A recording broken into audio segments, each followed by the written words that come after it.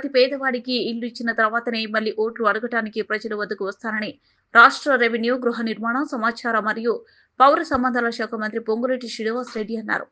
భద్రాద్రి కొత్తగూడెం జిల్లా పినపాక నియోజకవర్గం పర్యటనలో భాగంగా ఆళ్లపల్లి మరియు గుండాల మండలాల్లో మంత్రి విస్తృతంగా పర్యటించి పలు ప్రారంభోత్సవాలు, శంకుస్థాపనలు మరియు ఇందిరమ్మ ఇండ్ల లబ్ధిదారులకు మంజూరు పత్రాలను పినపాక శాసనసభ్యులు పాయం వెంకటేశ్వర్లు, మహబూబాబాద్ పార్లమెంట్ సభ్యులు పోరిక బలరాం నాయక్, జిల్లా కలెక్టర్ జితేష్ వి పాటిల్, జిల్లా ఎస్పీ రోహిత్ రాజు మరియు ఐటీడీఏ పీఓ రాహుల్ తో కలిసి పంపిణీ చేశారు. ఈ పర్యటనలో మంత్రి మాట్లాడుతూ గత ప్రభుత్వం విద్యార్థుల సంక్షేమాన్ని విస్మరించిందని, పేద తల్లిదండ్రులకు వారి పిల్లలను చదివించాలని కోరిక ఉన్నప్పటికీ చదివించుకోలేని దుస్థితి గత ప్రభుత్వం కల్పించిందన్నారు. 200 కోట్ల రూపాయలతో అద్భుతమైన భవనాలు, అన్ని వసతులతో రాబోయే రోజుల్లో నిర్మించుకోబోతున్నాం. ఇక్కడ మీకు చెప్పాలనుకున్నది ప్రధానమైన ఒకటే, ఇందిరమ్మ ఇల్లు ఏదైతే ఈ నియోజకవర్గానికి 4500 ఇచ్చామో, ఇదేదో ఇచ్చామో అయిపోయింది అన్నది కాదు.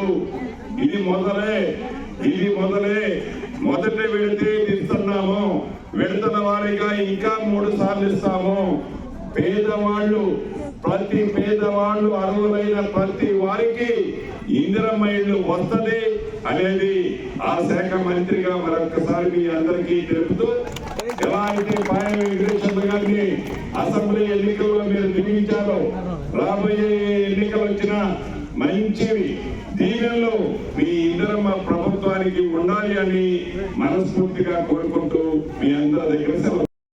రేవంత్ రెడ్డి గారి నాయకత్వం మన ప్రభుత్వం ఈనాడు తీసుకున్నది కాబట్టి పేదోడు పిల్లలు చదివే హాస్టల్లో, పేదోడు పిల్లలకి వాస్తవ వసతుల్లో ఫుడ్ సరిగా లేదు అని డైట్ ఛార్జీలు 40% మన ప్రభుత్వం పెంచింది.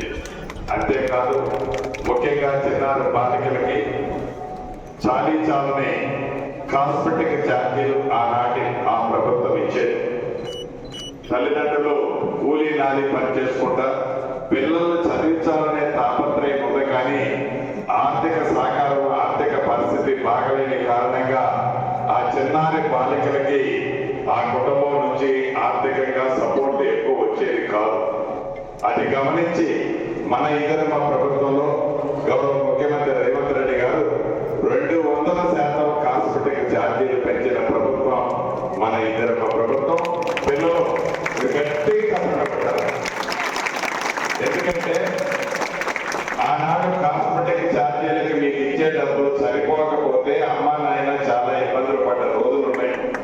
ఇలా మీకు ఇచ్చే డబ్బుల్లో ప్రతి నెల 20 రూపాయలు, 50 రూపాయలు మిగిల్చి మీ అమ్మా నాయనకి ఇచ్చే పరిస్థితిలో ప్రభుత్వం ఈనాడు మీ కాస్మెటిక్ ఛార్జీలు పెంచింది. విద్యకి పెద్ద పేద వేయడమే కాకుండా విద్యలో ఎక్కడెక్కడైతే గత ప్రభుత్వంలో వడదొడుకులు ఉన్నాయో, అనేక ఆశ్రమ పాఠశాల